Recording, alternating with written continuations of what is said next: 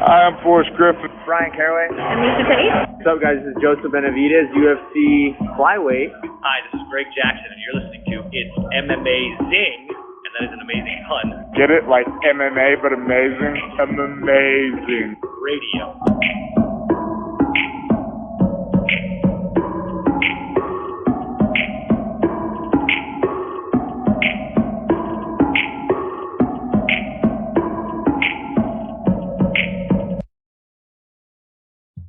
Hello and welcome to the It's MMAzing Radio podcast. Ladies and gentlemen, boys and girls, we have come full circle in this internet roundtable with your host this week.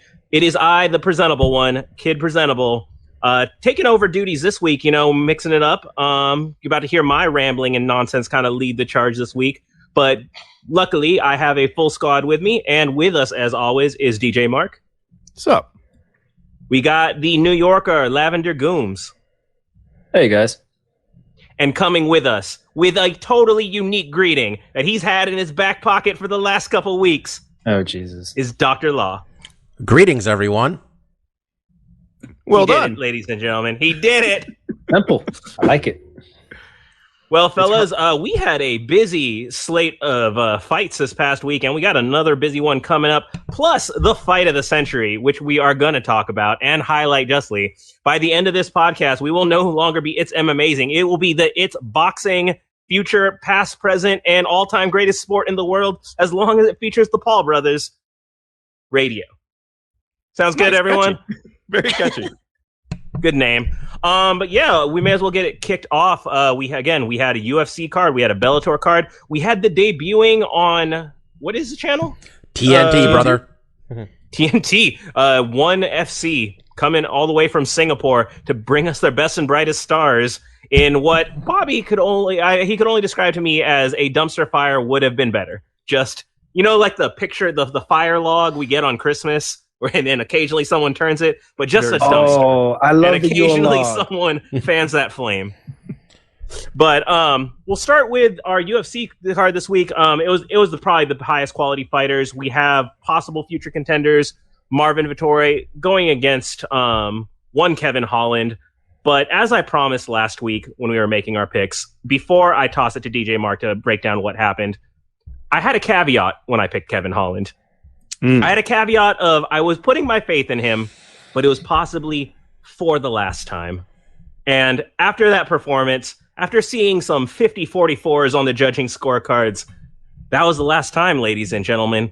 Because I have to say, not since Rashad Evans versus Lyoto Machida, when Bobby said he's fine, he's got this, has he made as horrible of a call as when he named one Kevin Holland Fighter of the Year. If there was ever a Bobby will defend this. That's what I just want to say. I'm really enjoying not hosting every week. There's a lot less stress and work. But I'm immediately catching fucking strays here. The man. First of all, we're not even sure I made him Fighter of the Year. None of you are going to go back and listen. I can deny it right now. We didn't post it. We can't even verify it ourselves. Okay. If this was in fact your fighter. In fairness, Homeboy won 5 fights in 8 months. All right. But apparently against a bunch of cans, Bobby. Man, honestly, Steph, last week we talked about it. Was this a bad idea? Seems like a bad idea, brother, no? Doing this quickly? Yeah, I am here to bury him a little bit, but I will say this kind of reminds me of one Phil Davis, who was very active in a portion of his UFC career. And one thing we noticed is this guy doesn't seem to be making any noticeable improvements fight to fight. He kind of shows up and he's the same exact guy. I think we can all appreciate that Kevin Holland is game, taking a fight on short notice to kind of saving the fight from being scrapped entirely. But man, when your whole in your ground game are as clear and as night and day as this guy, you got to take some time and reset. But Mark, I'll go ahead and send it to you. What did we see in this fight? Yeah, I mean, it is easy to look at just the scorecard and say Kevin Holland didn't make a lot of improvement. He fought a better fight this fight than he did against Derek Brunson. Even though he didn't, in the Brunson fight, I think it was in the second round, he had a moment where it seemed like he might be able to pull it off. In the fifth round, he came out pretty strong. In this fight, we saw him try a bit more on the ground. There was definitely some attempts at escapes. I think that a couple times he was able to get back up. But overall, yeah, he fell into the same trappings that he did with Brunson. For my money, I think Marvin Vettori had a little bit more tools to work with. I think his stand-up was a little bit better than Brunson. He was able to engage when he got inside to land some decent shots and get those takedowns. And again, to Kevin Holland's credit, he still had moments where it's like, yeah, this dude can swing, and sitting on the outside with this guy is a bad idea because he was landing straight punches. He was landing good kicks.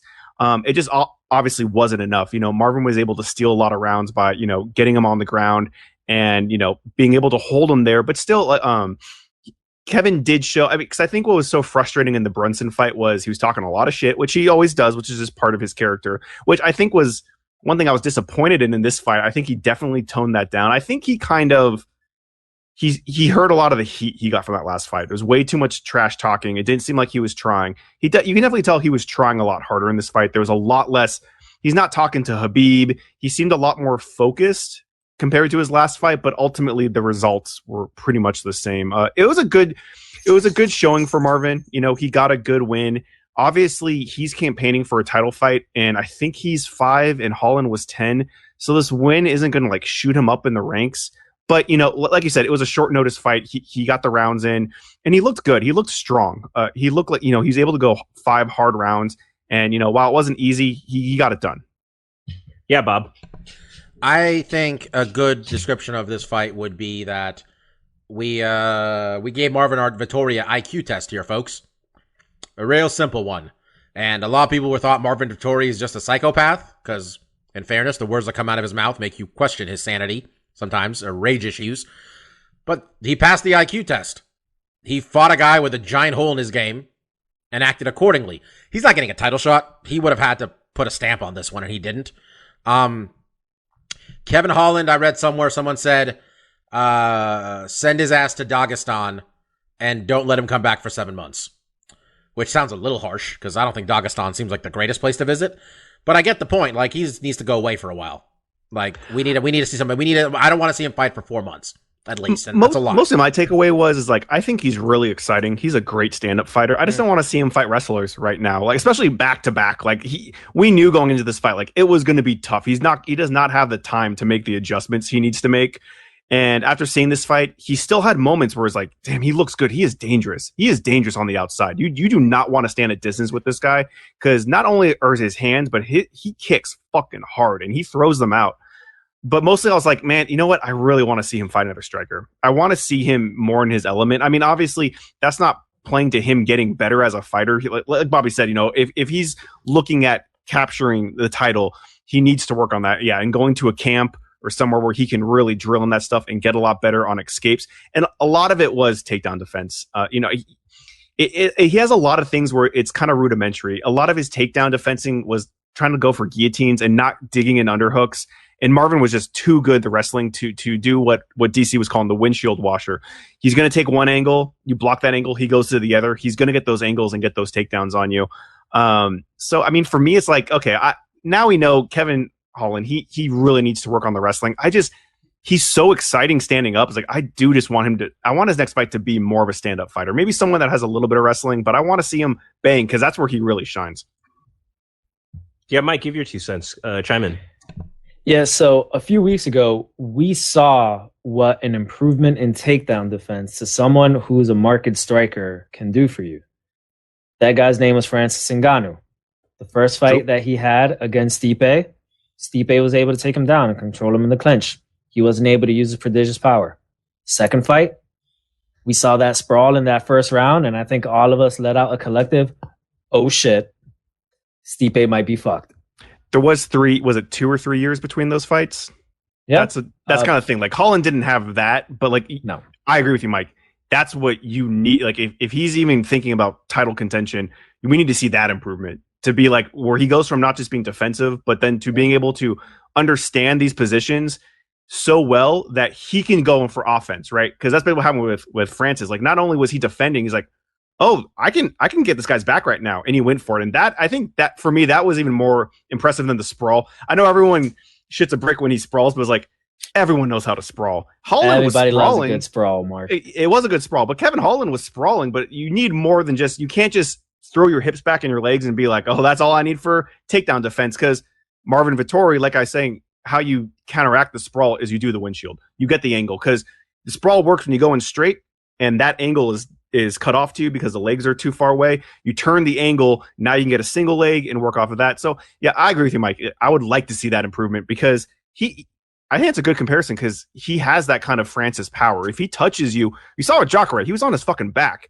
And when he throws those fists, he can land and do a lot of damage. And that's another a little tweak I had on him is when he did land shots, he does go a little berserker. And when he landed on Marvin just needed to get inside, and he didn't have to work to get inside because once he kind of hurt him, he comes forward really aggressive and he ruins the range that he set up for those good shots. So yeah, there's definitely needs some improvement for Kevin. You know, he's definitely been exposed in these last 2 fights, but for me as a fan, it's like I'm still intrigued by him, but I want a matchup where I think he's going to be able to potentially shot. I think him and Till would be so fun. But yeah, this is not a good matchup. And you know what's one of the weird things? That it's a weird curse in him having won 5 fights in about 8 months in 2020. Catapulted him. You know, becoming Bobby's fighter of the year for 2020. And that, as you said, Mark, it catapulted him into, well, you got to fight these higher echelon guys that maybe he wasn't ready for. Look, Bobby, we all invest in bad stock from time to time. Just own your Kevin Holland. I got a comparison. I might have picked him for fight of the year too. To be completely fair.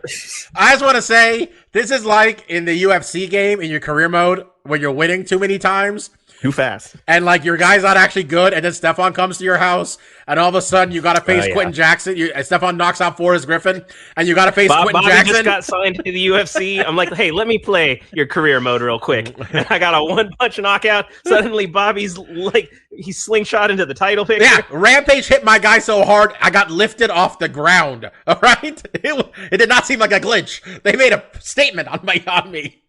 Yeah, a little too much too soon. Yeah. Anyway. Yeah, I think that's fair. Well, I think we all agree Holland, he's got a lot of things he's needed to work on.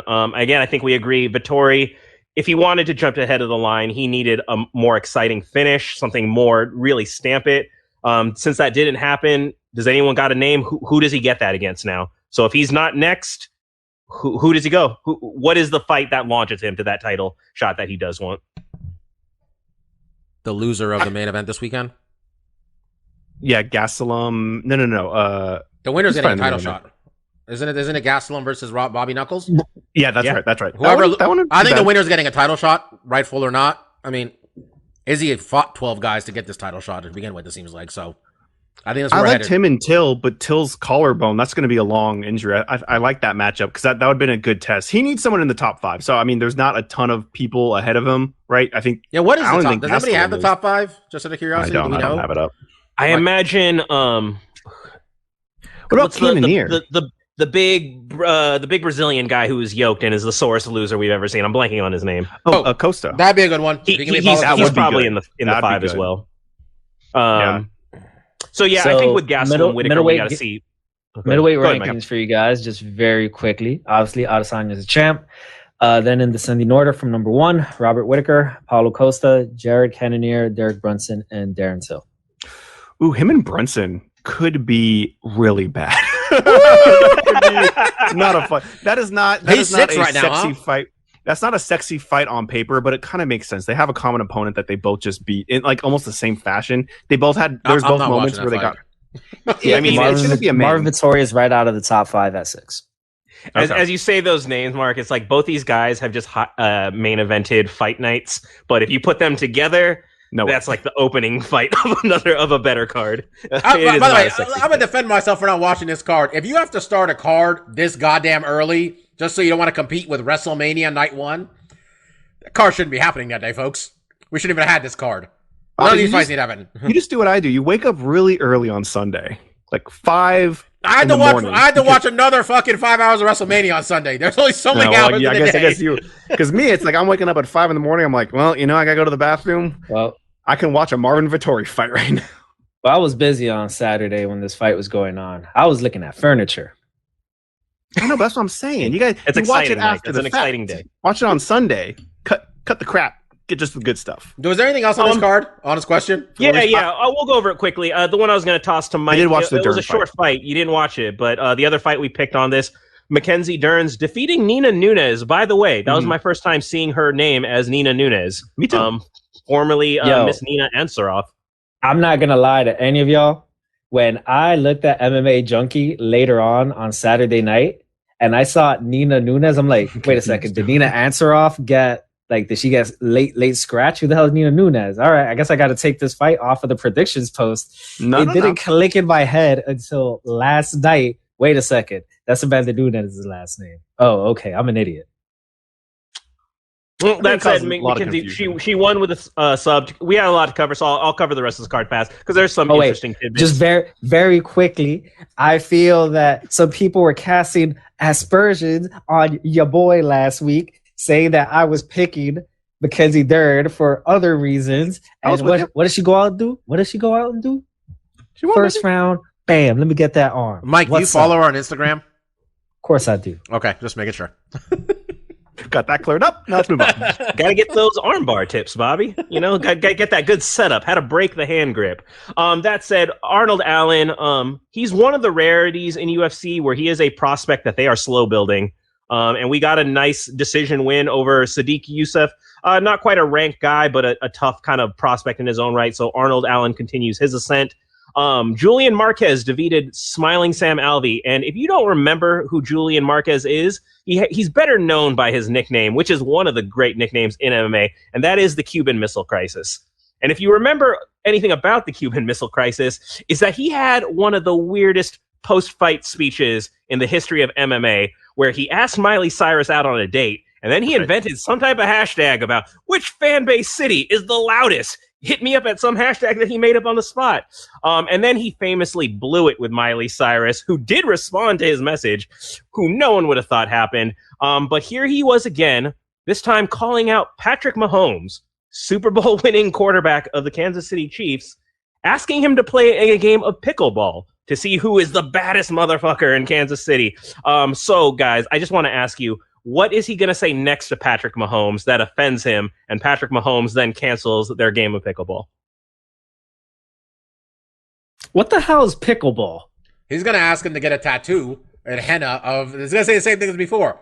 Get a henna tattoo of my stupid fucking name. That's all he wants. That's his end game, Stefan. Correct me if I'm wrong. Is pickleball the one where you throw the ball against the wall and you have to tag it before they get it back?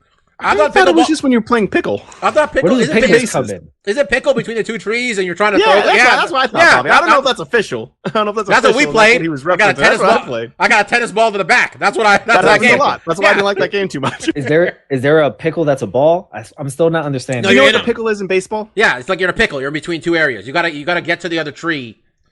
There's something that prompts you having to run from one tree to the other, and then I thought, and if you don't get there in time, they get to throw the ball into your back. No, they get to throw. These both sound familiar. They get to throw it at you while you're running. I thought is what it was. Either way, I remember being introduced to this game in elementary school and thinking, that's messed up. Why do I want to play this game? Yeah, man, I'm short and big, man. I was a big target. I got hit a lot with the goddamn tennis ball. We never played pickleball in anywhere. When I was not East Coast thing. I mean, again, me and Mark are talking about a game that he may have been talking about, but this is a game me and Mark learned. That's very true. John Baldwin Elementary. I also remember Stefan's game. There's some sadistic game where you'd lose, and then you have to put your hands up against the wall like they're patting you down, and then you smack them with the ball. Isn't that if you lose? That's just a game you lose, and that's what you got to line up. Yeah, that's the punishment. There was a punishment to this game. That said, Julian Marquez remains a character with his weird, interesting post fights. On the other end, which is a topic of note, Mike Perry lost, and he lost bad. And this is a character in MMA. You probably have strong feelings about him one way or another. He's been a character both entertaining and both terrible. He's got a lot of not good stories associated with him. But this was one of the beatings of his career where he really didn't look like he had anything. I mean, any of you guys have thoughts on just what remains for Mike Perry? He's kind of been an aimless guy the last couple of years. What happens next with this guy? What is the life coach version of go to Dagestan for 7 months? Because he needs to do that. We need to see this guy get his shit together life-wise. This is not the promotion to do that in, because Dana White doesn't care. Not that he should necessarily be concerned about your personal life on that level, but he's got to take some stock of his own fucking life. You know, I don't even think it's that he doesn't have a substance abuse problem. It's just anger. It seems like he just has some mental issues. Do you have a coach? Does he have a coach anymore? Or is I don't think he still does. No. I mean, no, he's still rocking out on his own. He's not good enough to just be putting together a training camp. I don't think anyone is. I don't think any top athlete can just wing it. When you get to this level, you kind of need a structure around you. But I really hope he pulls it together. At this point, he has a kid now. So it's not just him that he has to worry about the financial security for. So put it for him, for what that's worth. Okay. Yeah, we'll see. No one's really rooting for anyone to go down a terrible path. Hopefully he can get things in order. But we'll jump now to Bellator, where we kicked off the did we kick it off? This is the kickoff, right? Yeah, we kicked off the light heavyweight tournament. We got Ryan Bader taking on Lyoto Machida. Mark, what did we see in this one? We saw a really good first round from Lyoto. Lyoto's first round was like, he might beat Bader. Because he at distance, Bader did not really know what to do, and he was lighting him up with. And when he had a couple instances, it was like, he might jump into a punch here. He's coming forward, and Lyoto was waiting for that punch just to land itself. He won that first round handedly. The second on was all Bader. Bader was finally able to be more aggressive, put a lot more pressure on him, get him against the cage, and ultimately get those takedowns. And what Bader did really well was his top game was really good. He did not let Lyoto get up. He had it. He made him ride him the whole time. He made Lyoto tired on the bottom. He did good ground and pound. He worked the body well.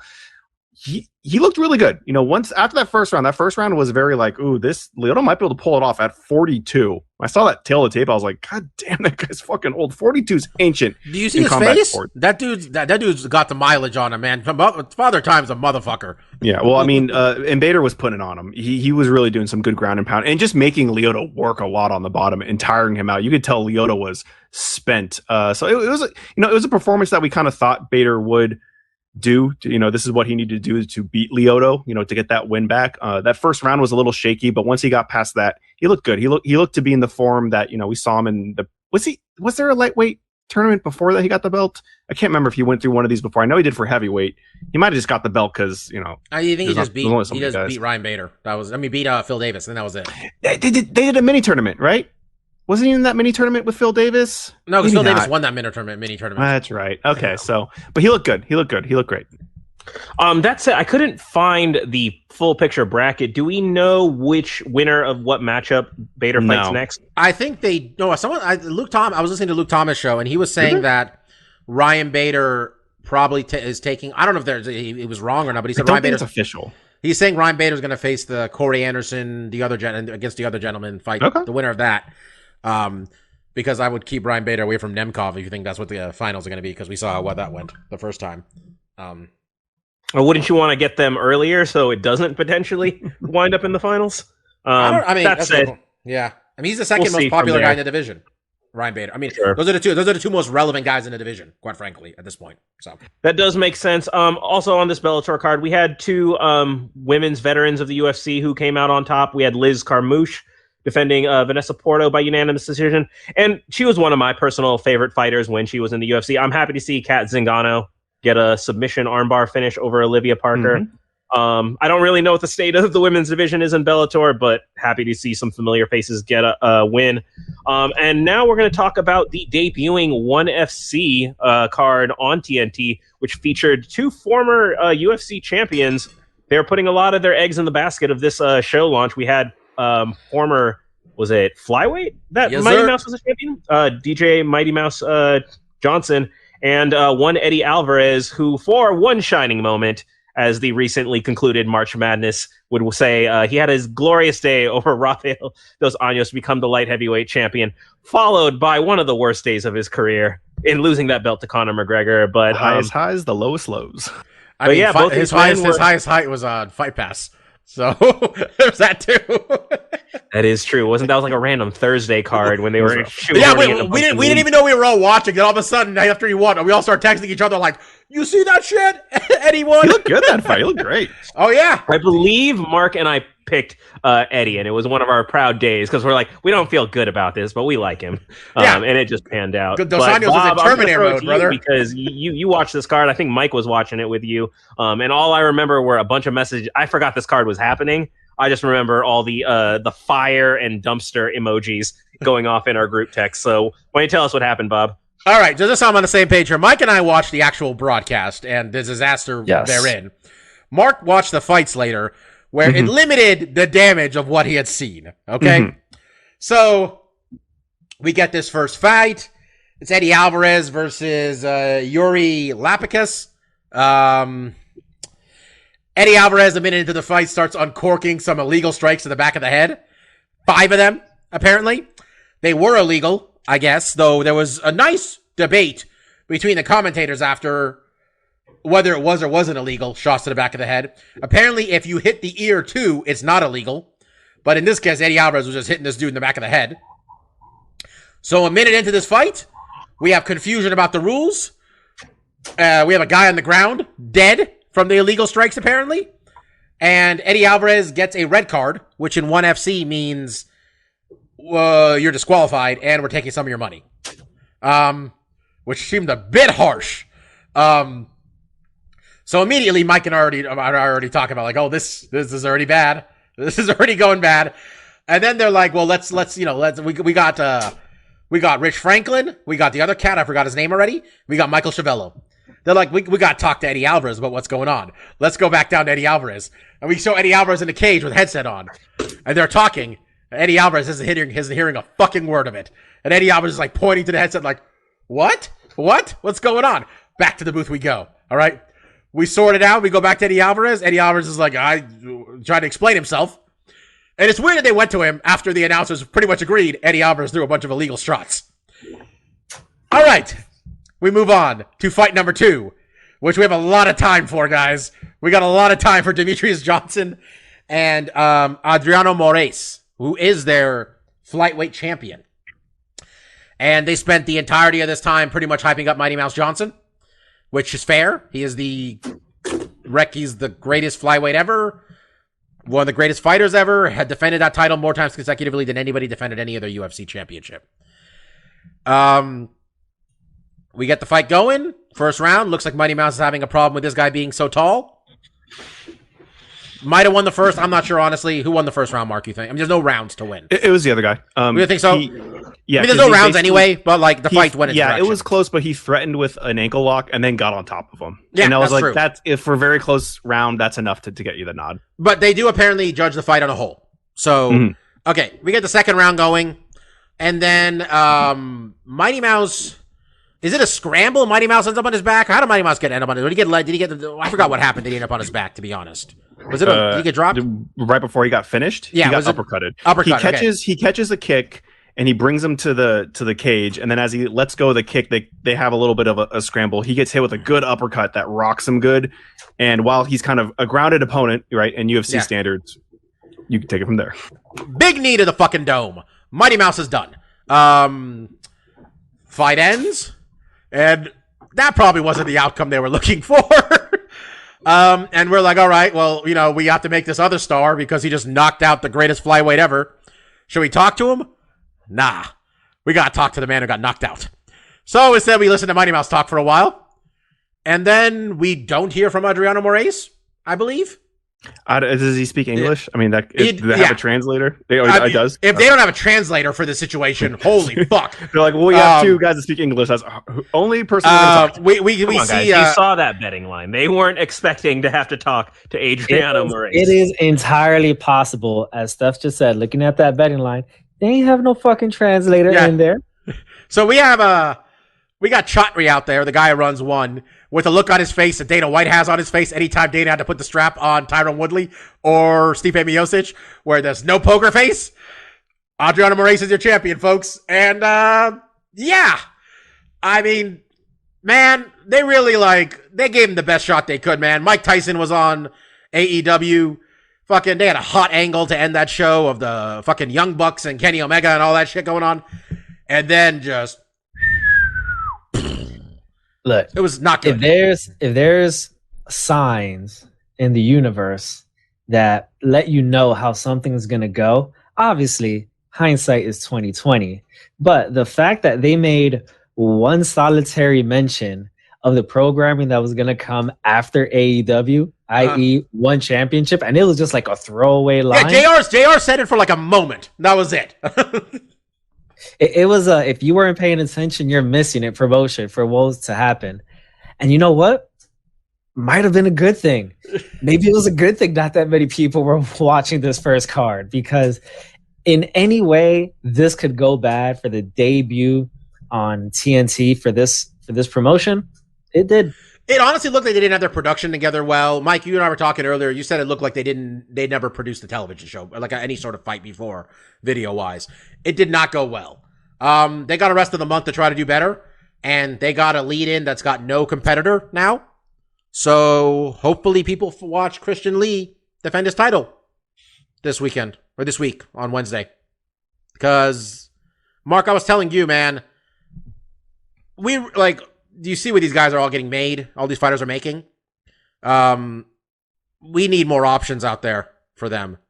And Bellator might not be the only one. We need as many places as possible for these guys to fight. So, sure, yeah. I mean, we need viable options, and this is on the number 2 cable network in the country. So, yeah. I mean, I think for me, what's disappointing, you never know what's going to happen in a fight. You know, that's always the roll of the dice. It's really the things that they can handle is the production, right? And we talked about last week, at least, and this is kind of hypocritical of me because I don't watch the program at all. I just watch the fights. Is like, for me to be interested or for me to feel like they did a good television product, like it had to be quick. It had to just get into the action. Let's not give too much fluff. You have to promote these guys because a lot of the audience is not going to know who they are outside of Eddie and DJ, but you can control the pacing of the card and stuff like that. And it seems like that's also where they faltered. And that's one thing you can't blame on, you know, because you can have a great card and on paper it looks fantastic and it's going to be barn burners and it could turn out to be a dud. You can't control that aspect of it, but you can control the production. And when you falter there, that's on the company. You know what it is also, man? It's like, I think they got to recognize who they're going after. Who they're going after is not who the UFC goes after. The UFC is going after the general public. One just needs people like you and me to watch. So they need to explain to me and you who the fuck Adriano Moraes is and who the fuck Yuri Lapicus are. Because we obviously know who Eddie Alvarez and Demetrius Johnson are. We know. That's why we're here. You don't need to explain to me. I didn't need to hear from 90 Mouse at the end of that card. Like, I really didn't. I mean, this is, Mike, maybe you feel, do you feel otherwise, or do you think I'm onto something here? Like, what are we doing? No, I think you are onto something. And I wanted to point out something that at times we make fun of the UFC about, but one could have done that shit for Moraes.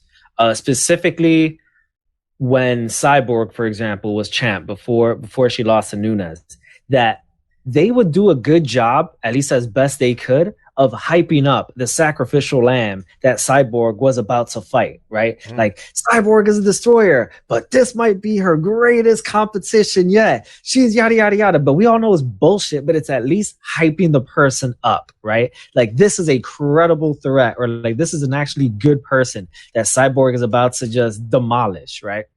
We saw none of that in the lead up to this fight. Granted, they only had an hour to work with, so maybe that's part of it as well, going back to production. But after he beat DJ, we had no idea who Moraes was. Not at all. His backstory, how many fights he's won, whether he's even a dominant champion or not, we knew nothing going in and we knew nothing coming out. Yeah.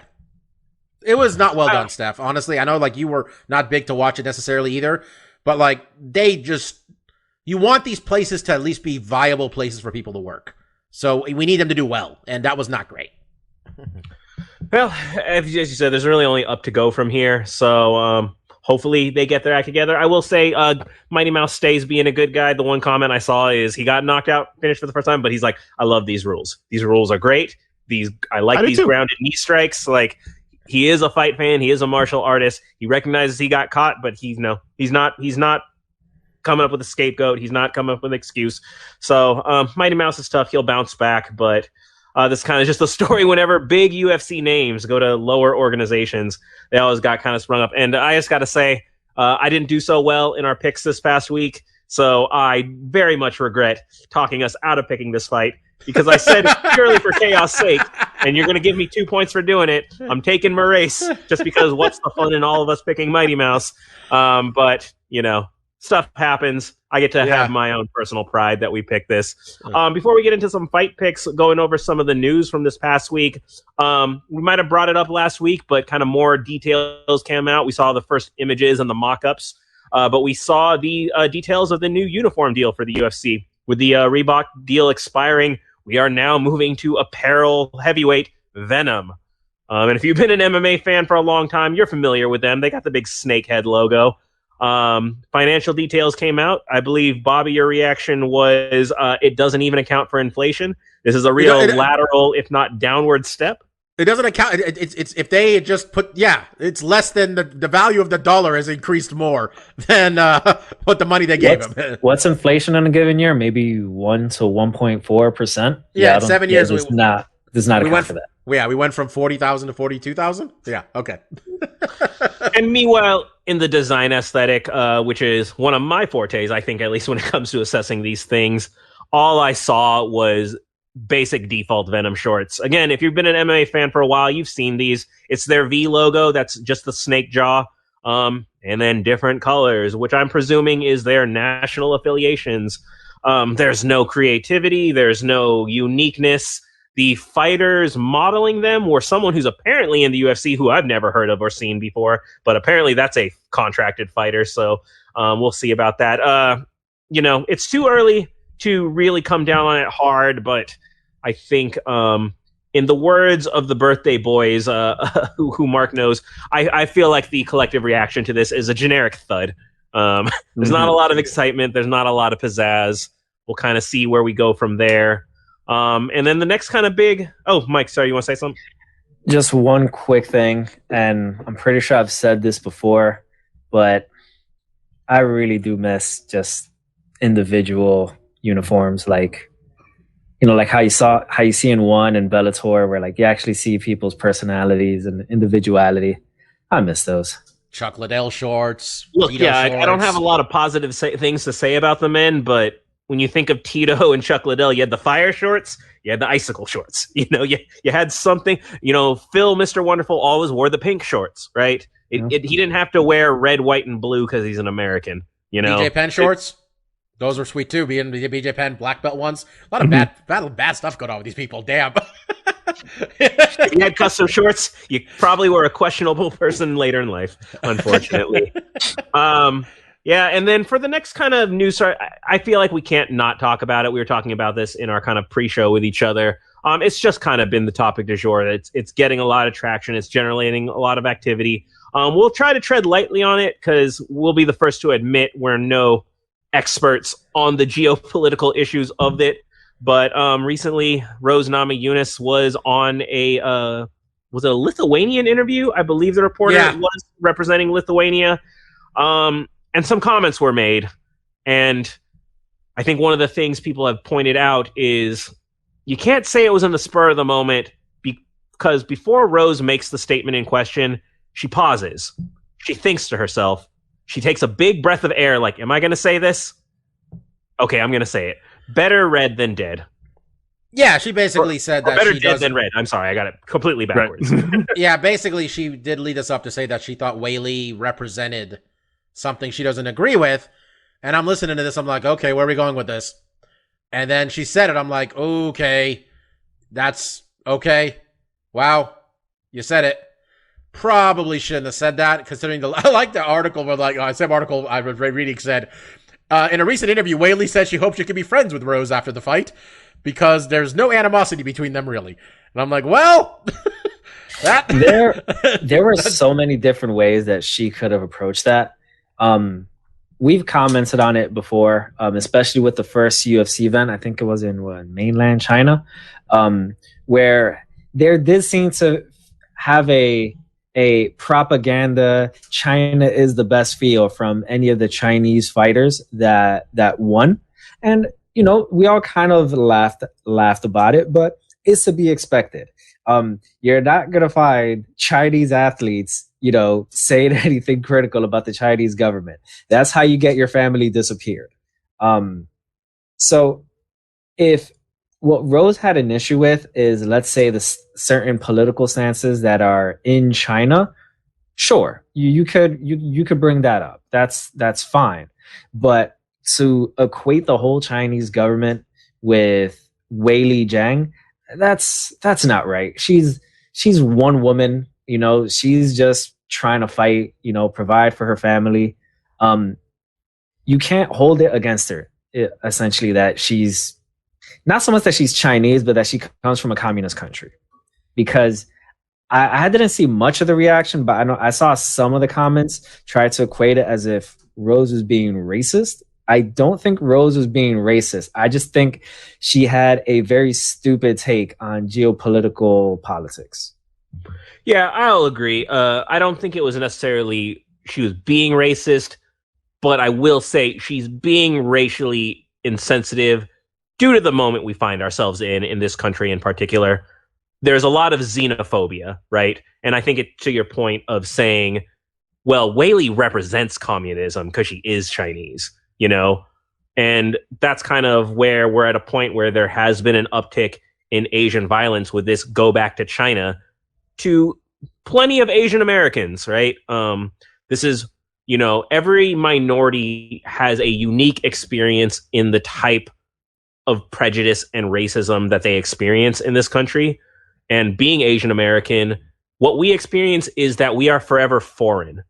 We are never actually American. It doesn't matter that we're born here. It doesn't matter even if our parents were born here. Being Asian is where are you from? Where are you really from? You know, there's always that question. You want to ask me what my ethnicity is. I'm from America and I've only ever been from America. If I go to Asia, I stand out like a sore thumb. I'm so American. But that's kind of that prejudiced xenophobic idea. And so, like you said, when you take a single person and say they represent the entire body of a communist regime and you fight for freedom, like that's some Rocky IV bullshit. That's not real. And that's where I push back on what Rose said. And it comes off just really, really ignorant in my opinion. Yeah, she shouldn't have said it. My 2 cents is just like, I like the sport a lot better when I didn't know anyone's political affiliations having two people fight in a cage is more than enough for me. We don't need to bring any outside biases or ideologies into it. For me personally, is like, you're going to get in a cage and fight somebody. That's you could angle all your commentary on that aspect and we're fine. But like all the stuff we had to deal with Trump and like all the political stuff that's starting to like infest itself into the fight. I'm just like, I don't need this. I don't want this. This is tarnishing a thing that was very pure to me. Two idiots getting in a cage and beating each other up for my amusement. I mean, that's what I'm here for. I don't need the Rocky IV. I mean, look, maybe they're going to have a hard ass fight and we're going to talk about how everyone changes. And if you can change, I can change and it'll be great. But leading up to it, I mean, for me, I heard this and I was just like, ugh. And then I heard like what her reasoning was. I was like, okay, I mean, like, I get it, where she's from, her family has dealt with some oppression from communists, but it's just like, for me, it's just like, I don't want to get muddled in this. How about you guys just put some gloves on and beat each other up in a cage and we'll just end it there. That's my take. Yeah. Well, from geopolitical opinions of fighters, as we go down further the poop chute, Bob, you want to say something before I take a step in the mud? Are you about to talk about Conor McGregor? I mean, it's getting headlines. We got to at least mention it. Okay, because I was going to just go with both of them at once and say, I'm at the point now where just tell me who's fighting. Like, I don't need anything else. Bobby, I'm telling you, it'll change your life. Wait a day after, you cut all the shit out, because you just get to the cage. I was looking at it because goddamn, it was 2 of the top 5 posts on Reddit today about Conor didn't pay the donation and Conor saying, I need to know where the fucking money's going. And he called him a hillbilly, and I'm just reading all this, and I'm just like, the only part of it I take away was like, I'm happy we're not getting nice Conor. It's more fun, at least when he at least angry. He at least tries to win, maybe with more violence. But I'm like, I'm just like, between that and the Rose thing, and I'm just like, oh my god, everybody's horrible in this sport. Yeah, that's it. Stefan, sorry, go ahead. And then meanwhile, I don't think we need to dig too much into it. Just to mention it, Conor McGregor, he promised to make a $500,000 donation to Dustin Poirier's charity foundation. Apparently, it never happened. And meanwhile, Conor says, you got to tell my people what you're doing with the money. Who knows? Who cares? It's making headlines. Everyone loves to poop on Conor when he's down. 2 rules. When you want someone to donate $500,000 to you, 1 or 2 things has to happen. You get the money before the fight where you whoop his ass. That has to be one, right? Either that. Smart. Right? It's pretty smart. Secure the funds. And I've actually blanked on the second one, so we'll just go. Good job. Lose the fight. Look, it doesn't matter to There me. it is. There it is. Yeah, throw the fight. Throw the fight. Yeah, Throw I was the going to fight. say, what are we going to? I'm just saying, these motherfuckers, they never heard of escrow before. This money should have been an escrow if we're going to do this. At least some of it. Look, it doesn't matter to me if Connor ever makes the donation. All I know is Dustin won the exchange when he replied to Connor with just the slow motion gif of Connor's face just getting punched in and him getting them googly eyes laying on the Connor, mat. he tried to go back. He tried to fire back with like the screenshot of him walking away when he beat Dustin, but it's like, this one's a gift, dude. I'm seeing you go into the shadow realm in this one. I just see a picture of it looks like Dustin's lying back, just having a good time. You're walking away. Not as impactful as the gift. What did good job, Dustin. What did Janet Demita Joe Jackson tell us back in the 80s? What have you done for me lately? There you go. Well, fellas, we got a lot of fights to pick this week. We're going to pick off of 3 different cards. So let's get it started. We're going to start with a relatively thin card, so we're only going to be picking the top 2 fights on it. But coming from the UFC Apex in Las Vegas, Nevada, we have, I think it's just been called UFC ESPN 22. And we have former middleweight champion Robert Whittaker taking on middleweight who fights all the former champions, Kelvin. I don't think he ever developed a nickname, Gastelum. With the odds, we have Kelvin coming in as a decent underdog at plus 220 to Bobby Knuckles minus 260. I can be the you for the odds if you want. I don't mind. Just saying. I'm ready. Put me in. I mean, it's my thing. I introduce the fight. I state the odds. You make your it's fine. Okay. Come on, Bobby. You're in here. Who you got? Bobby Knuckles. He's the champion, or was the champion. I think Kelvin's last fight was it who was it? God damn it! What was the name of the guy? I remember we came out of it thinking he did not do well. I remember we thought that Kelvin didn't do enough for us to feel good about him in this weight class, or him, because he was coming off of a couple rough ones. And we came out of this one thinking we didn't learn enough, quite frankly. This was supposed to be Paulo Costa, who's missing the fight because he got the flu. Not COVID, just the flu. I was really excited for Bobby Knuckles versus Paulo Costa. I got Bobby Knuckles in this one. I think he's a better fighter, but I think Kelvin's a good enough fighter that this is going to be fun to watch, and it's going to take it might go all 5. Kelvin's a tough guy. Izzy couldn't put him away in 5, but I got Bobby Knuckles. Mike? Kelvin seems to lose something after the Adesanya fight. I can't exactly place what it is, but he hasn't been the same fighter since, even with his last fight withstanding that he won. Whittaker, he lost to Adesanya, but he's come back. He's won 2 in a row. He still looks like he's a top contender in this division. So I'm going to go with Robert. Mark?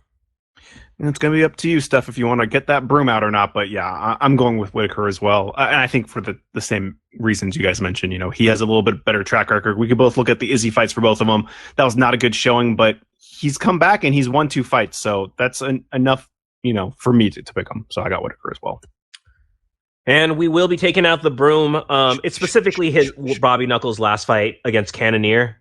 Cannonier was coming in as hot shit, who was finishing people, lighting people up. And though he only took a decision, it was a good decision where he neutralized him. He used his movement well. He had the fast hands again.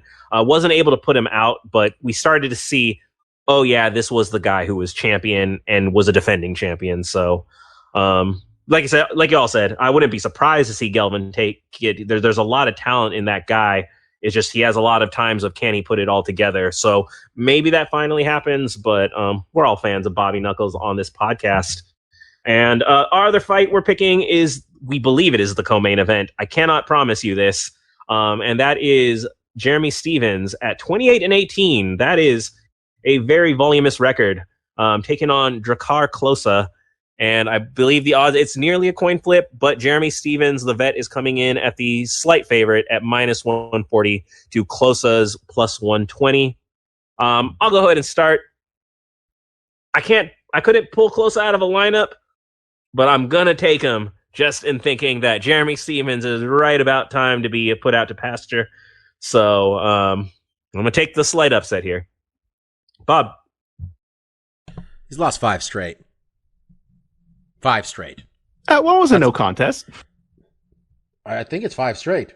Is there no contest in there? He fought Rodriguez twice. Oh, yeah, He here? got eye poke. I mean, was he winning that fight before? He was on his way to losing that no He contest. was gonna lose that fight. Yeah. Wait, hold on. To be fair, that fight was 1 round in 15 seconds. So I don't think it's fair. We put a little too much mustard on that one. Jeremy Stevens is tough as nails, and these people are all really good. Like Aldo, Zabit, Yair, no contest. Yair lost. Calvin Cater, they're all really good. I don't think Close. I'm about to pick a guy who's lost 5 straight. Just letting you know that.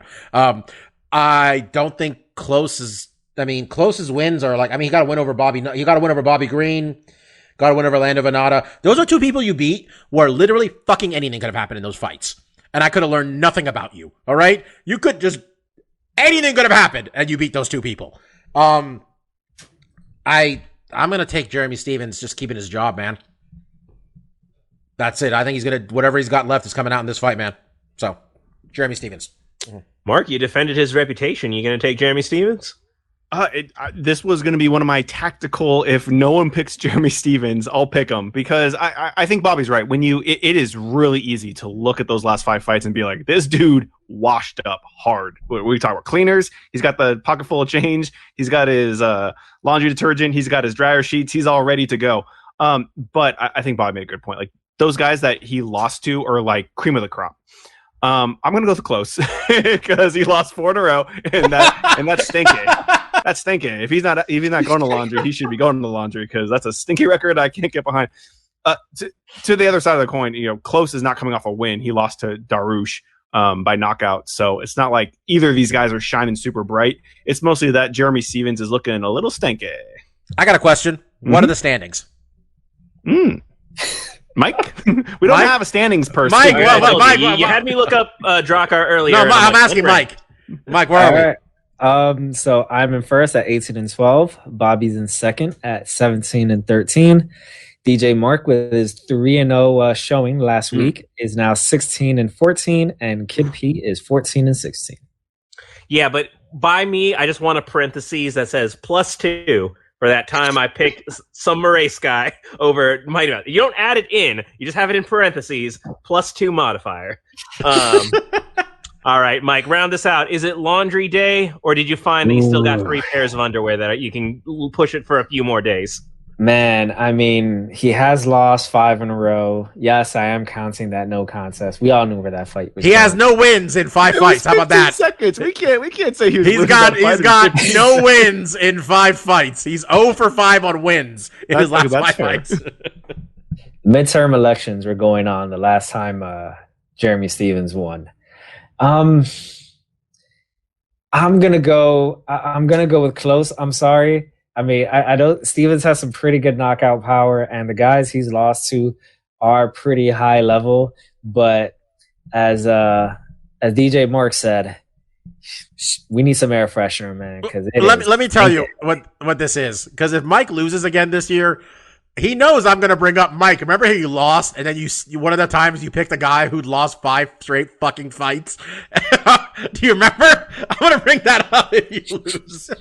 He's not picking. You're picking Close though, right? That's why he did it. Yeah, that's why he did it. He's trying to be safe. Look, my strategy this year is that all else fails, pick Chalk. I'm trying to win this year, baby. Chalk does not always get you the results you think. But we'll see.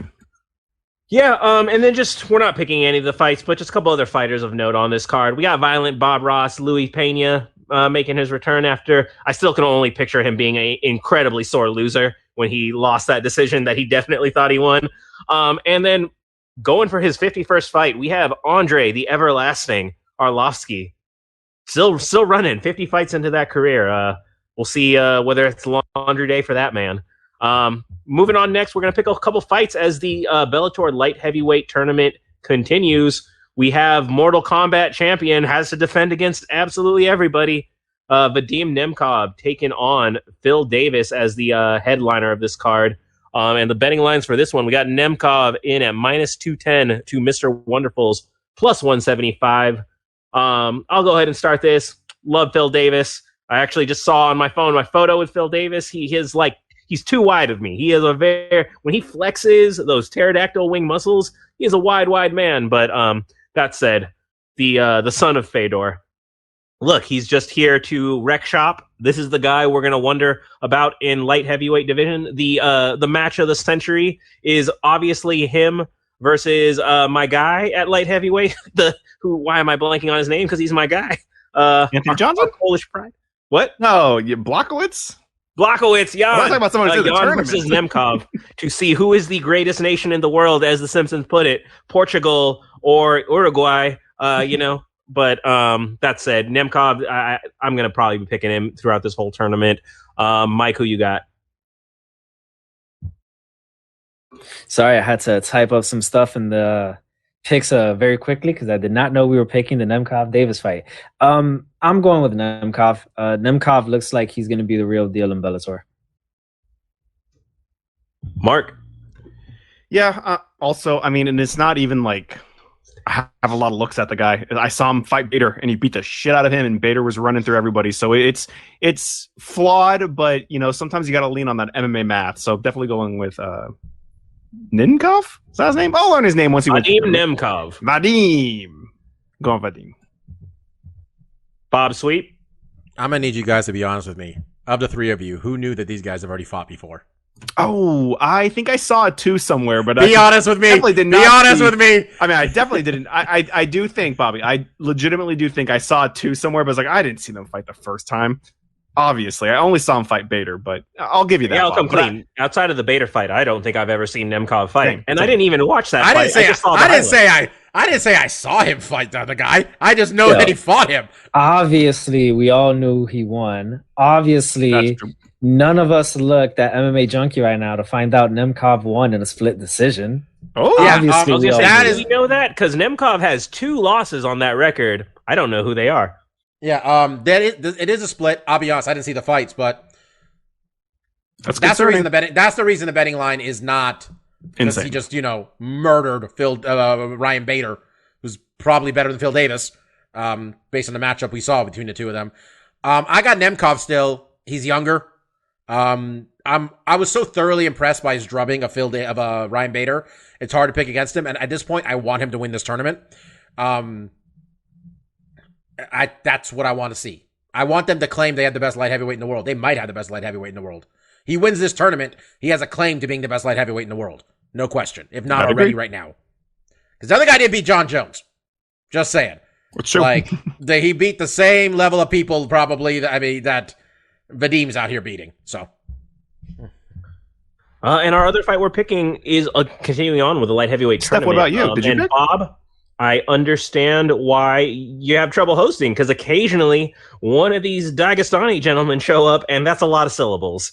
So I will give it my best shot. We have, from the UFC coming over, we have Corey Anderson taking on Dovletsan Yagshimuradov. I'm going to say I did okay on that last name. You picked, by the way, Nemkov, right? You said? Yeah, I think we're sweeping with Nemkov. Okay. All right. Steph, I actually took Russian for a year. You pronounced that perfectly. Excellent. I will take it. Putin would be proud of me. But maybe I don't want that. But maybe I do, because he's a terrifying man. Who knows? Betting lines on this, we have Corey Anderson coming in at -170 to Yagshimuradov's +150. Mark, you gonna go with the newcomer or the guy that we also probably haven't seen? Yeah, I mean, haven't seen him. Can't pronounce his name. Gotta go with Corey Anderson. He's the betting favorite too. So I'm not gonna be surprised if he loses, because we've definitely seen these Dagestanis come out of nowhere and really shock the world. Corey Anderson's not an easy out. I have to imagine he's gonna be highly motivated, because I think this is his first fight in Bellator, right? Or did he have one before already? I have to imagine, he knew he beat up Melvin. Oh, okay. Oh, that's right. Beat his ass. That was gross. This is gross matchmaking, right? 7.5 minutes of Melvin getting his shit right. in. Yes. Oh god. So I'm going to go with Corey Anderson. Not a lot of analysis here. Not familiar with the other guy. This will be a good test. It'll be a good look at him, because Corey Anderson's a good opponent. But I have to go with Corey. Bob, who you got? So I did a little research in that Rashad Evans did research, and I listened to Rashad Evans. Rashad Evans told me that this dude is undersized for the weight class. And Rashad Evans was undersized for this weight class. It was the champion of this weight class, which makes me think This Rashawn saying, this guy's small and not as good as me. 5'11". Corey's big, man. Corey's 6'3". Before he got sent to the land of wind and ghosts by Jan Blachowicz, Corey was on a fucking tear, man. He'd won 4 straight, just grinding motherfuckers into dust. Then he knocked Johnny Walker out. Beat up Mark's hero, Melvin Manhoff, a couple months ago. I am not picking as Corey Anderson, just, when I know the only thing I know about the other guy is that he's small and he's a prospect. That's not enough for me to pick him. So, any tactical moves, Mike, or are you taking the favorite? The tactical move here is to not pick the guy I don't know, so I'll be picking Corey Anderson. This is the reverse tactical move, because I'm going to take Yagshimuradov, and here's my reasoning. He probably knows wrestling, and that's what Corey Anderson relies on. But here's the real thing, and it's called the one effect, as we were just talking about earlier. Big signing and new organization. Of course this guy's going to win, right? This is a highlight for him. He's going to go be a big fish in a little pond. And it seems to not work out as frequently as it does. So I'm going to take a flyer on this guy and just say Corey Anderson disappoints in Bobby, your news about him being undersized is possibly is what's disappointing me here. But I was going to say his first real light heavyweight fight in Bellator, but maybe not. Maybe he's fighting another middleweight. So, I don't really care about my standing. Maybe I have egg on my face, or maybe he's another Moraes in the making and ready to win this whole goddamn tournament. So I'll go ahead and be the outlier on it. The line is close. It's not a blown out of the water. Let's not all be one-sided in a less than 2-1 favorite match. But that's all we're picking for this. I will mention another fighter of note on it because I was talking about Andre the Everlasting with his 50 fights. I'm looking at Paul Semtex Daly is on this card. You know what his record is? 42, 17, and 2. This man's got good. This card is better than UFC than you card. Think it would be. It just feels like you've seen all of Paul Daly's losses. True. We haven't seen all 42 of his wins. This is a better card than the UFC card. It kind of is. The main card, at least, there's 3 fights I'm interested in. So, yeah. What night is this on? I think they're doing Fridays. Do they do Friday? It was the 16th, so that makes sense. Yeah. Yeah. That's smart by them because, let's be honest, gentlemen, the next fight we're talking about, this is the real main event of the weekend. Mm-hmm. You can stick your nose up at it. You can be like, I'm too good. I'm highbrow.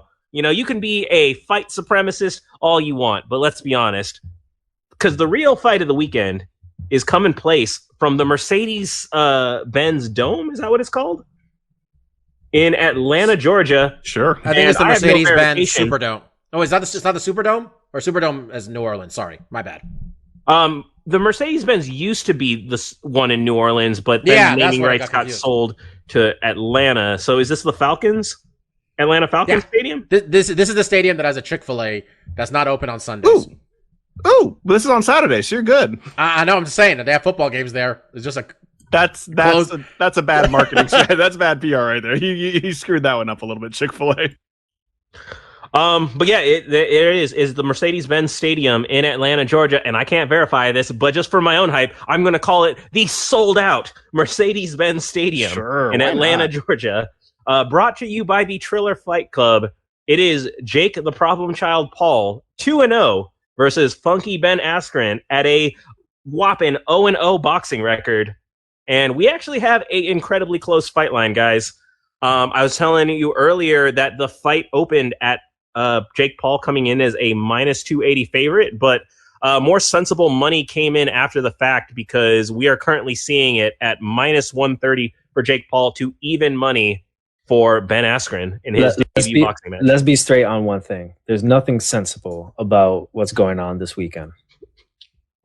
That's fair, Mike. There's no sensible money here. There's just fun money. This is a fun fight. As I keep saying, this is the future of boxing. I think we got Justin Bieber on the mic performing. We got some rappers I've never heard of. We got so many concerts. What was the co-main event that we lost that was supposed to be in this fight? It was supposed to be Frank Mir versus someone say the Tarver, boxer who pulled out. Antonio Tarver. Yeah. He pulled out, but instead we are getting Steve USS Cunningham. I got to admit, I'm not familiar with him. His boxing record is 29-9-1, and that is 39 more boxing matches than Frank Mir has had. So it's tough to see how that one goes. I'm not totally familiar with the other guys on this card. We have Regis Rougarou Prograis versus Ivan El Terrible Redcatch, and Joe Fournier versus Elider Raycon. He only has one name. It is Raycon. I don't know if it's his first or last name. Can't tell you who that is. He sounds like he's probably a rapper. I know Ray J, Brandy's little brother, has earbuds that are called Raycons. I was gonna say this is the headphone guy, isn't he? They sponsor a lot of YouTube videos I watch, like Girlfriend Reviews and Video Game Donkey. But we're really only talking about the main event here, guys. We have the Paul brother, fresh off of we talk about sending him to the Shadow Realm, and that was one Nate Robinson of NBA dunk champion fame, taking on truly one of the best pure wrestlers who ever competed in MMA in Ben Askren.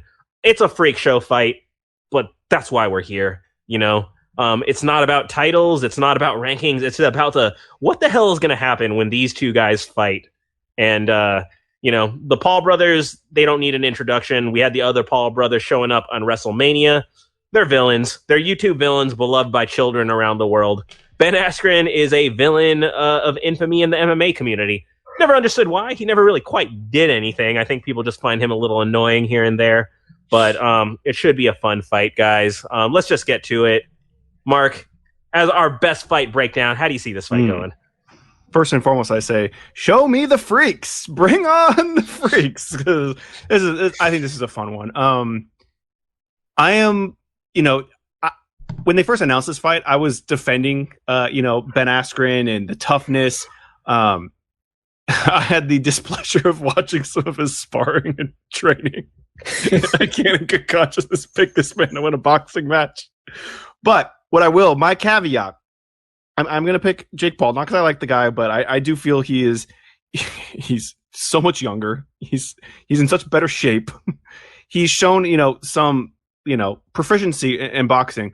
But what I really see this fight playing out in two ways. And I see Jake Paul winning either scenario here. He's either going to get, I think a lot of people think he's going to get Ben out early. He's going to be able to land a clean strike and get an early KO in the first couple rounds. Or what I also think could happen, a lot of people are banking on Ben lasting and making this a long fight.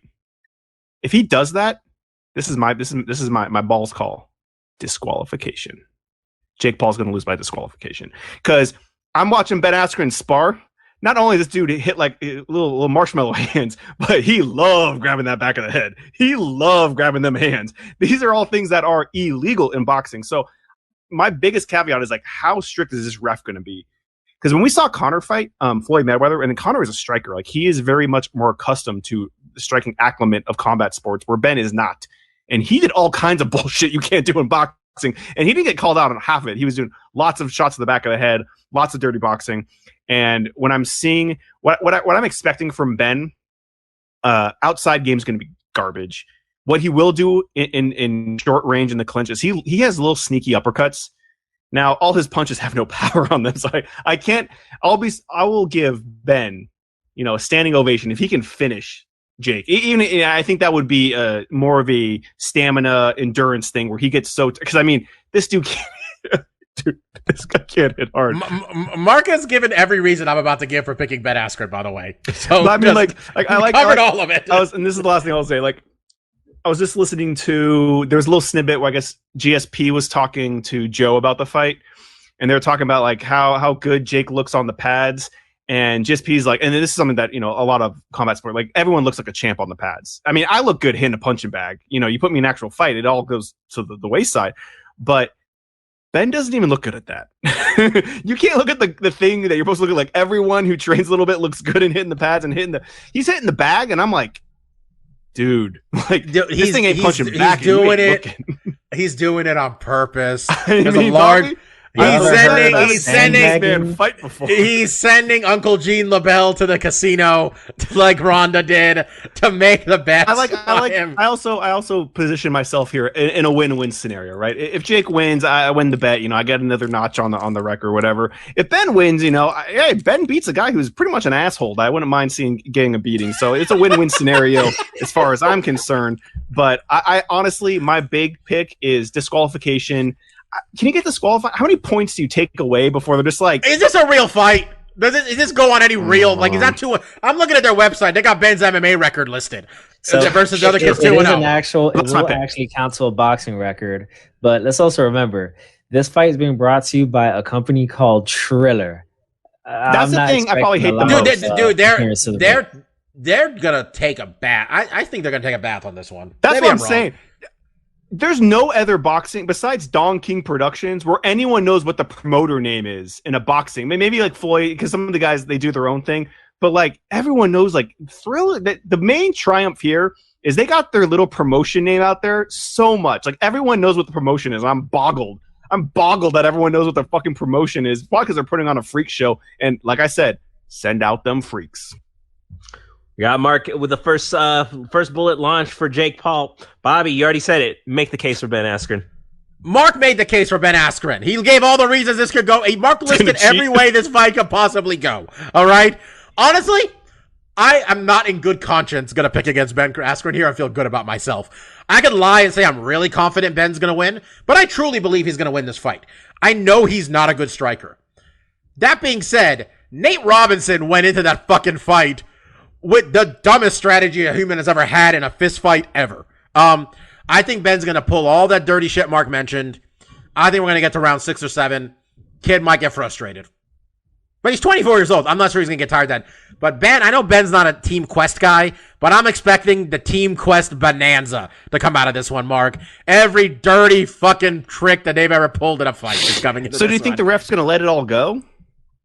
I don't know. The ref could be Doja Cat for all we know. Who's the ref? We don't know. Good point. Okay. Good point. There's got to be some special referee. That should be pretty lit. Doja Cat was the ref. Do you see how many people are performing? How long is this show going to fucking be? I know. What am I watching? A concert or a couple of idiots? We getting Doja Cat? I know actually know who that is, and I think we're getting not bad. We're getting he's not bad. Doja Cat. We're getting I don't know how to say the young lady's name. Saweetie. Okay. Diplo, Major Lazer, Justin Bieber, the Black Keys, and the appearance of the hip-hop supergroup Mount Westmore, Cube, Snoop, Too Short, and My Neighbor E40. Yo, no lie. I may buy this shit, not even for the fights. Are they good live concert, again, Bobby? You said you missed live music. Here it is, Bob. I'm just saying, we're going to get a 7-hour pay-per-view. That's what's going to happen here. This shit's a fucking music festival starting at 2 p.m. probably. Yeah, I got Ben. He's a fucking pro fighter. Wait a second. I would feel better about it. Are we actually picking this? Yeah, we're picking the fucking fight, Mike. Not see the rundown for what we're picking. Yeah, what was the point of the rundown if you don't read? Stefan, I'm going to be the one to argue. I know you wrote it. Mike, what's the point of the rundown if you don't check the rundown? I mean, I checked it. I apparently just didn't read it well enough. I mean, like 4 messages about this. This is also Bob pretty much set it up. He's like, Stefan, you want to host next week because it's the fight week of the Paul brother and Askren. You want to host the thing that you've been expecting for this whole time? I knew we were going to talk about it. I didn't know we were going to pick the fight. Oh no, we are. He gave the betting line. He gave the betting line. Mike, who's your fucking pick? Not only that was very small compared to the other one. Mike, this fight is worth 10 points in the standings. It's the mega fight. This is the game. This is the wild card fight that swings. I don't mind if we do that. I think that would be fun. This is plus 10. This is the plus 10 modifier, Mike. I'm willing to pick the Frank Mir fight too if you need to really go all out on this one, guys. I'm just letting you know. No. So, Mike, we got 1-1. Tilt the scale. Who you got? I'm gonna go with Ben Askren because we gotta give some credence and weight to the fact that the man was an MMA fighter for many, many years. All right. Obviously not boxing. Obviously he has shit hands, but he knows he has the stamina to do this, right? Jake Paul has only been in 2 fights and they're against 2 bums. All right. Ben Askren might be a version of a bum as well, but he is a higher level of bum. All right. If the other 2 bums were like level 2, he's like a level 30 bum. All right. So I think he has a shot. He's going to take this fight into deep waters. He's going to muddy this bitch up. He's going to fucking clinch. He's going to hit enough illegal rabbit shots where like the ref will warn him, maybe take away a point, but he'll keep that fight going. He'll get one, just one punch in the pills, for good measure. And then in round 7 or 8, you're going to see Ben Askren unleash the softest right cross and not break Jake Paul down, but it's going to look beautiful. It's going to look sweet.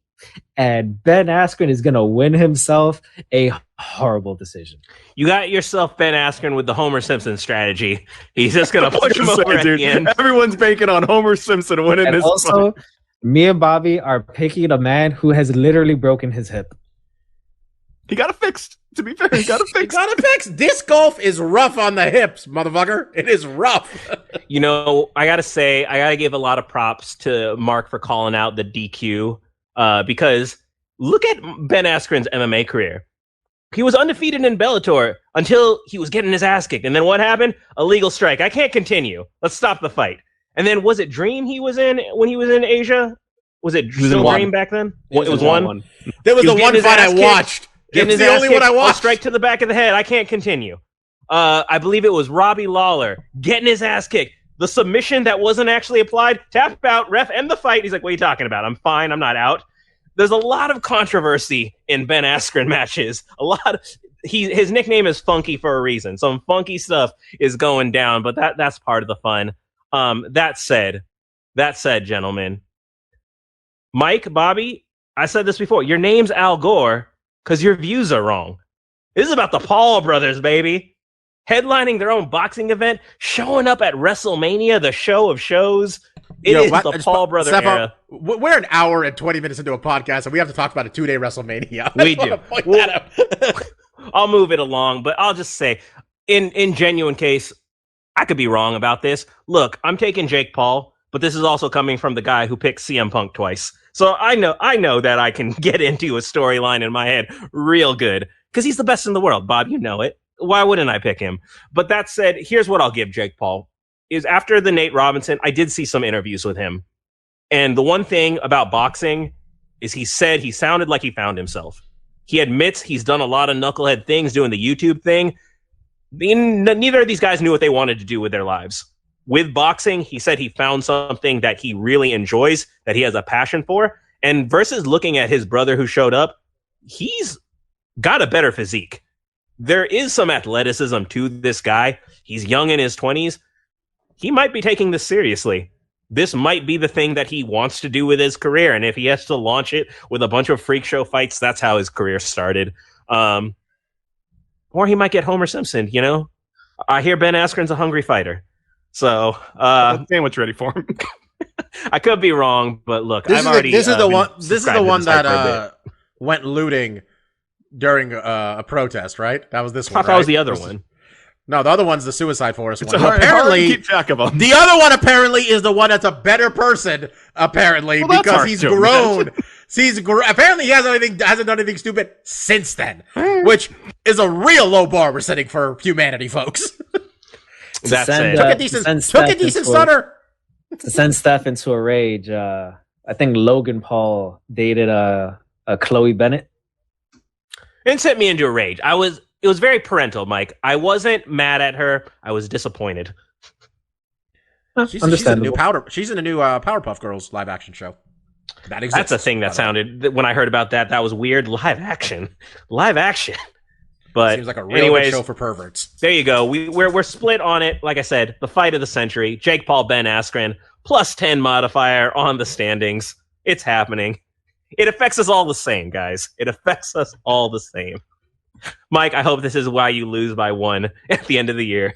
It's the Jake Paul Askren. If I lose again this year, and it's by 1, and it's because I fucking picked Ben Askren in this bullshit boxing match, I am gonna be so fucking pissed. We can pick the Frank Mir one too, man. I'm telling you. No, we're not doing Frank Mir. We get one free. We're not gonna pick 2 freak shows. You get 1 freak show to pick.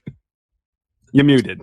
We gotta get to WrestleMania talk, buddy. Yeah, I watched 10 hours of TV this weekend. There you go. Thanks for bearing with us, everybody. It's been, like I said, it's been a lot of fights to talk about. Fights happening.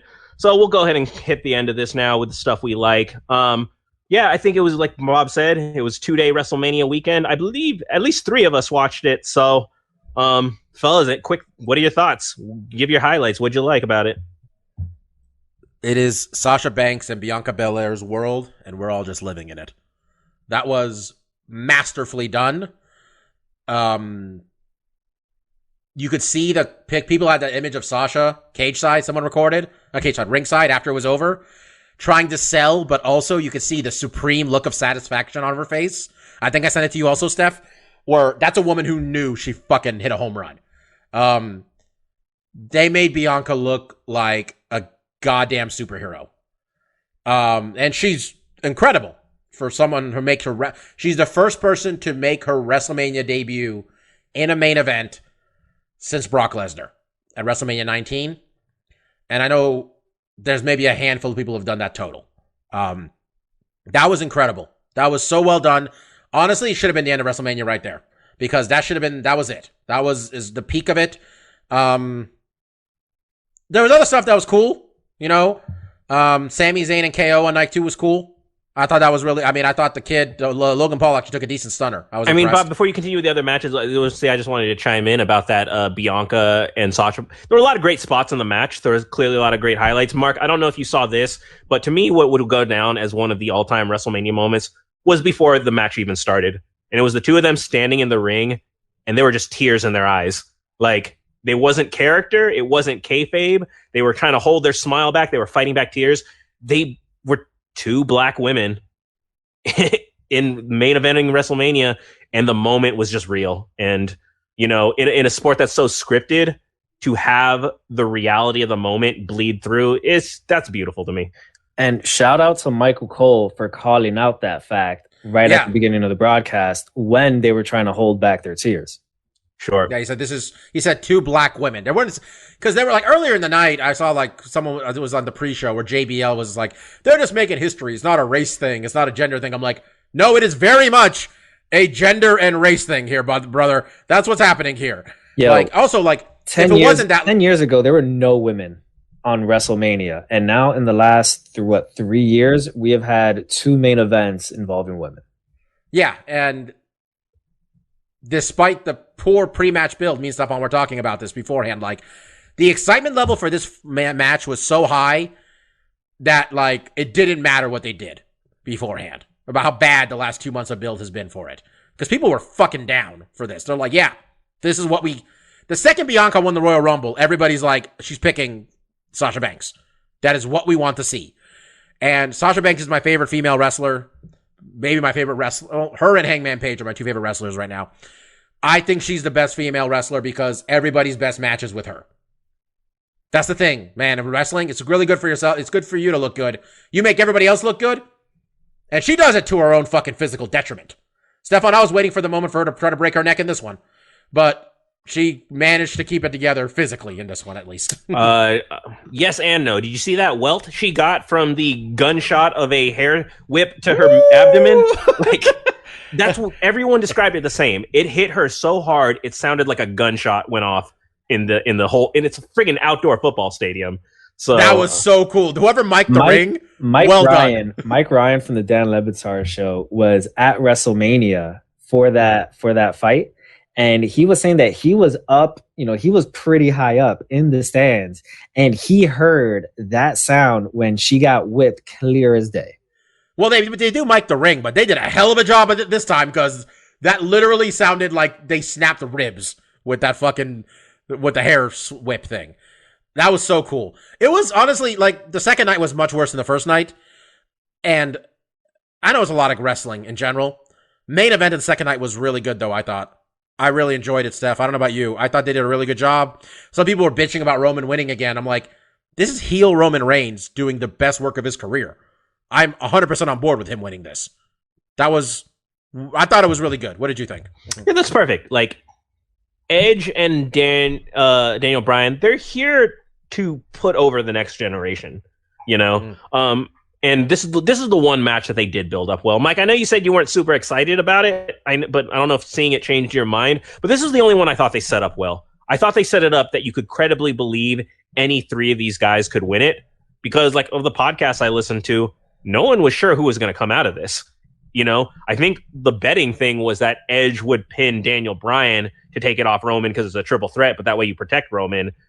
Not a lot of people were out here saying Roman is just going to defend, you know, so to be surprised in this day and age, like Bob just said, we all kind of knew Bianca Belair from Royal Rumble to this point. This is about making her the star. You know, it was kind of, you know, and that's part of what was so good about that match is, you know, the outcome, but they still hit it in a satisfying way, you know, but so I thought that was good there. Yeah. Mike, how did you end up feeling about it? Cause I know you weren't super high on it initially. So funny enough, the same affliction that normally hits me on Saturdays during UFC events hit me before the main event, where I was just too goddamn tired. I was watching with Mike, man. I could see him fading, man.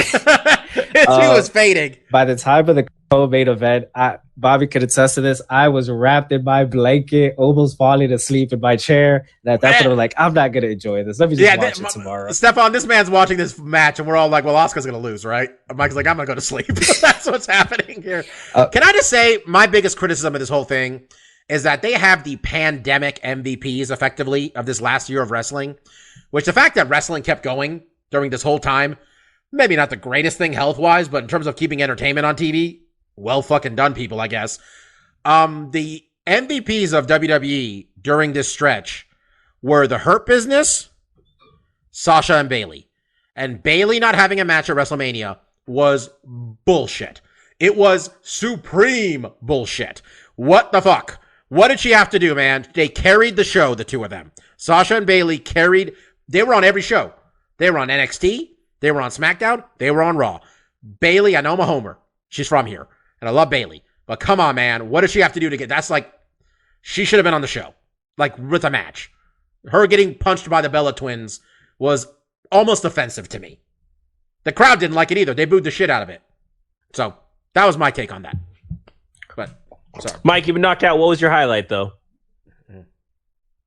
Well, I would say the first night was in my book, hands down the better night. The only match in that first night that I thought was subpar was the tag team turmoil. That made no sense. Didn't understand why they had Natalya and Tamina win that shit. It was I thought the Riot Squad should have won and then had them win the tag team titles on day 2. But that's my own opinion. I didn't much like that tag. Sorry, Mike. Match. Again, your views are wrong. Billie Kay. Billie Kay is the answer to who should win everything in women's matches. I was gonna say that one of the highlights for me was that Billie Kay did have a pretty entertaining spot during that match. For me, my favorite match was actually the Bad Bunny match against The Miz. Bad Bunny was all in with this shit. Since Royal Rumble all the way through WrestleMania, he was basically on Raw every week, it seemed like. This man is a massive WWE fan, and you could tell that he was just living out a childhood dream, and he went at that shit full bore. A year ago, the person you would say hands down was the greatest celebrity wrestler was Pat McAfee. You hit a moonsault. Is that what it's called? The moonsault? The shit Pat McAfee hit? Pat did a lot, in fairness, but I think he did a moonsault. He did a moonsault, right? Bump, yeah. Front flip bump. Also, yeah, he did a lot. He was the best celebrity wrestler up until Bad Bunny Saturday night. The other thing I took away from that match is, I mean, I've known of The Miz since Real World Back to New York, and I know he's a solid wrestler. I'm not gonna lie and say I always kind of tuned out on The Miz matches, and the fact that him and John Morrison made Bad Bunny look so good and so, I guess, legit, for lack of a better word, for me goes to show, man, The Miz and John Morrison are really good fucking wrestlers. Did you notice that how much he had to work? It's because Priest was too hurt to actually work this match. Bunny did 90% of the fucking match. Like, he had to carry the team. I was so thoroughly impressed by him. It was great. Uneven night, but I think I agree with y'all. The first night was spectacular. We're running long, so I'll just give my one highlight. shout outs to my man Cesaro. I've been a fan of this guy for many years, and I was listening to Bill Simmons talk with Man on their podcast today, and Bill Simmons referred to Cesaro as the internet's favorite wrestler, and that is just true. Cesaro, every year, if you have the list of the most underutilized guys in pro wrestling, it's Cesaro every single goddamn year. And Bob, you sent me the link. I want you to send it to Mark because I doubt he saw it, but like his end sequence to his match with Seth Rollins. Seth Rollins always can put on a good match. He can bring out the best in guys. Another guy who just can be the guy, or he can help put over a guy well. But Cesaro, sure, people talked about the big swing, which he did 23 revolutions of, but the UFO spin, that shit was spectacular to me. Like, not a lot of things surprise or impress me in pro wrestling because I feel like I've seen it all. But when he did that UFO spin, that was amazing. And then I heard, like, Masked Man was talking about, there's a quote, like, they wanted him to use that earlier in his career. And he said, no, I'm saving it for WrestleMania. And he just never had that moment. The big push for Cesaro never really quite came. But then here he is going against one of, like, if Roman is the golden child of current WWE, Seth is right under him. You know, Seth is the lieutenant to Roman's being that frontline guy. And so for him to put over Cesaro, and again, the UFO spin to the 23 revolution swing to his neutralizer finisher, and that the crowd gave him the appropriate reaction. All I can hope is they give him something with this. But Cesaro, again, I don't follow pro wrestling super close anymore, but Cesaro has been a guy I've liked for a damn long time. So I really hope that this is finally the big push he's deserved. Truly, I think he's the most physically impressive wrestler in all of pro wrestling. I think he just does things, his feats of strength, and his feats of strength plus his agility. I don't think any other pro wrestler has that combination that he has. And he's funny on Up, Up, Down, Down. You know, I liked watching them play Among Us because he's Swiss and English is his like fifth language. He was terrible at lying. Everyone always knew when Swiss was the imposter. He's like, "What task were you doing, Swiss?" The thing with the light. All right, Swiss is the imposter. He's the imposter. He sucks at it. He's not good at lying.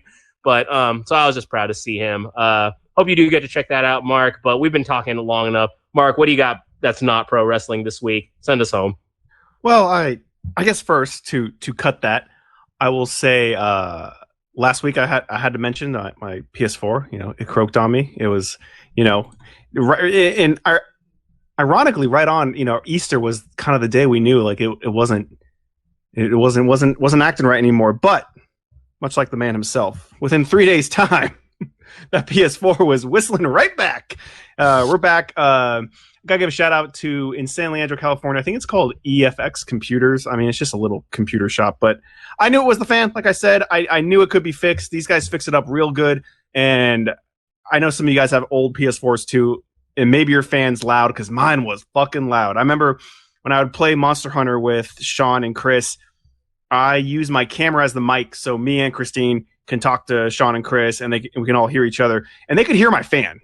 They're like, what's that buzzing sound? I was like, oh, that's the fan going right now. You can hear that on the mic. It's picking it up.